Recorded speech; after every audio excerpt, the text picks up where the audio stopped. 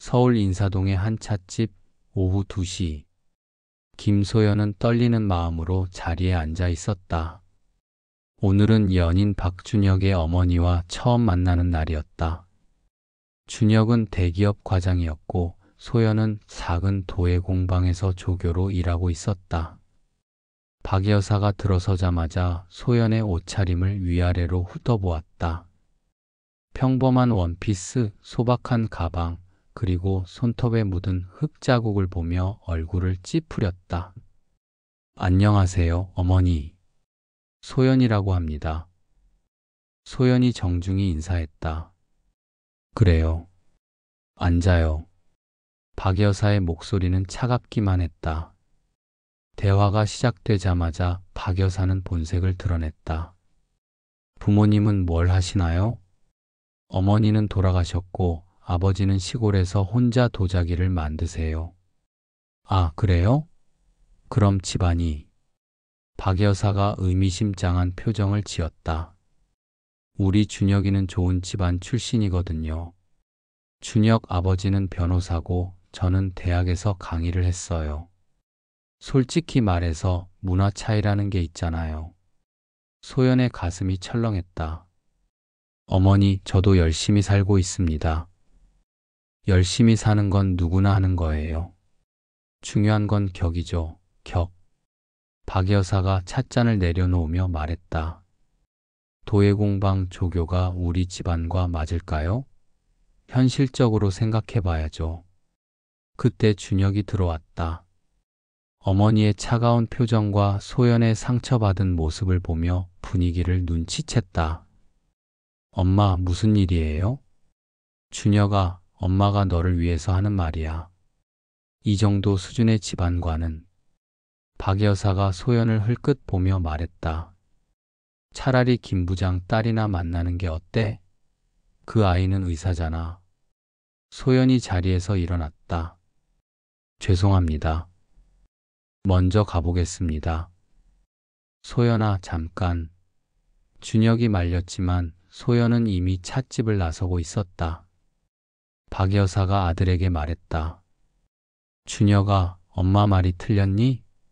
결혼은 현실이야. 사랑만으로는 안 돼. 비가 내리기 시작했다. 소연은 우산도 없이 인사동 골목길을 걸었다. 눈물과 빗물이 뒤섞여 얼굴을 적셨다. 격이 맞지 않는다는 말이 계속 머릿속을 맴돌았다. 그때 누군가 우산을 씌워주었다.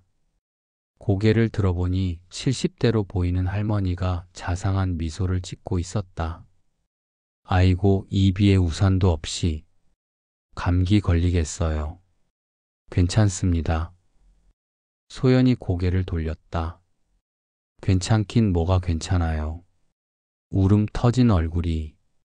할머니가 소연의 어깨를 다독였다. 우리 찻집에서 잠깐 비라도 피해요. 할머니가 안내한 곳은 청송제라는 작은 찻집이었다. 한옥을 개조한 공간으로 소박하면서도 고급스러운 분위기였다. 할머니는 소연에게 따뜻한 차를 내어주며 앉았다. 무슨 일이에요? 이렇게 상심이 큰 게. 소연은 처음 만난 할머니에게 왜인지 마음을 털어놓고 싶었다. 준혁의 어머니와 있었던 일, 자신의 처지에 대한 서러움을 조용히 이야기했다. 할머니는 고개를 끄덕이며 들어주었다. 그 어머니가 격이라는 말을 했다고요? 네. 저희 집안이 격에 맞지 않는다고. 할머니가 잠시 자리에서 일어나 안쪽 서랍에서 무언가를 꺼내왔다. 낡은 나무 상자였다. 상자를 열자 도자기 조각 하나가 들어있었다.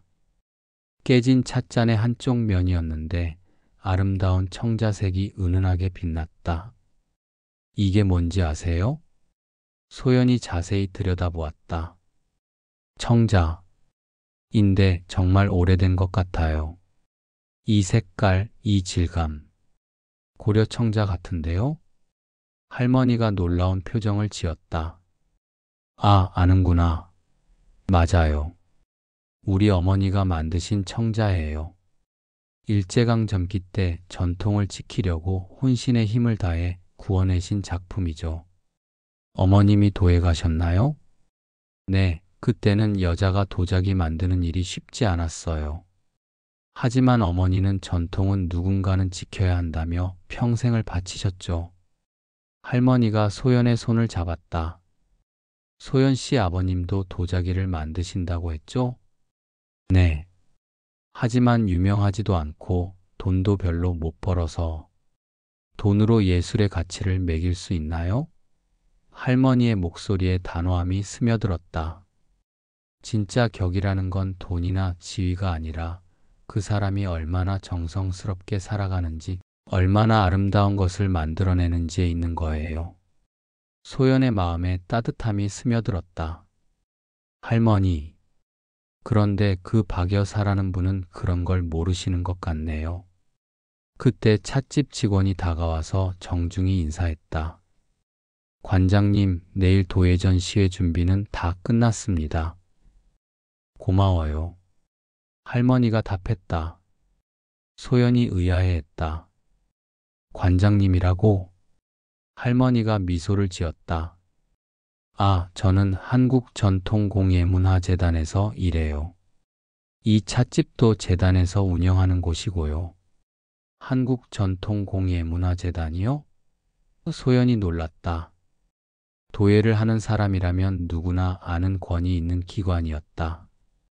네, 그런데 더 놀라실 일이 있을 거예요. 다음 날 오전 박 여사의 휴대폰이 울렸다. 남편 박 변호사의 목소리가 급박했다. 여보, 큰일 났어. 우리가 맡고 있는 건설회사 사건. 갑자기 상대방에서 증거를 제출했는데 우리가 완전히 불리해졌어. 무슨 소리예요? 한국전통공예문화재단에서 나온 자료야. 그 공사 부지가 전통공예 보존 지역이라는 거야. 이거 완전 역전당했어. 박 여사가 당황했다. 한국전통공예문화재단이 왜 갑자기? 모르겠어. 어제까지만 해도 조용했는데. 같은 시간 준혁의 회사에도 비슷한 일이 일어났다. 큰 프로젝트를 따내기 위해 준비하던 문화센터 건립 사업에서 갑자기 전통문화, 보존 관련 까다로운 조건들이 추가되었다. 박 과장, 이거 어떻게 된 거야? 부장이 다급하게 물었다. 저도 모르겠습니다. 갑자기 한국전통공예문화재단에서 자료를 요청한다고. 준혁은 불안한 마음으로 어머니에게 전화했다. 엄마, 혹시 어제 소연이한테 뭐라고 한 거 없어? 왜? 무슨 일인데? 회사에 이상한 일들이 생기고 있어.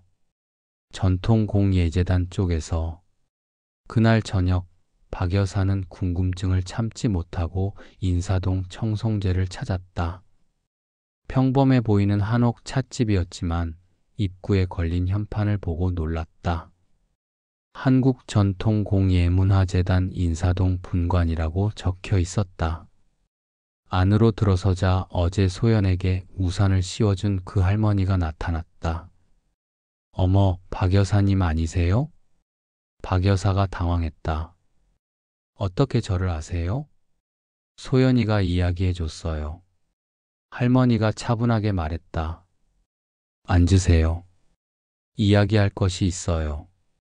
할머니가 명함을 건네자 박 여사의 얼굴이 하얗게 변했다. 한국전통공예문화재단 이사장 정미경이라고 적혀 있었다. 이사장님이세요? 네, 그런데 어제 흥미로운 이야기를 들었어요. 격에 맞지 않는다는 말씀을 하셨다고요? 박 여사가 땀을 흘리며 말했다. 그게... 정 이사장이 도자기 조각을 테이블에 놓았다. 이게 뭔지 아세요? 도자기 같은데요? 고려청자요. 제 어머니가 일제강점기에 만드신 작품이에요. 그때 일본이 우리 전통 문화를 말살하려 할 때 어머니는 목숨 걸고 우리 기술을 지키셨어요. 정 이사장이 계속 말했다. 소연이 아버지 김도공 선생님 아세요?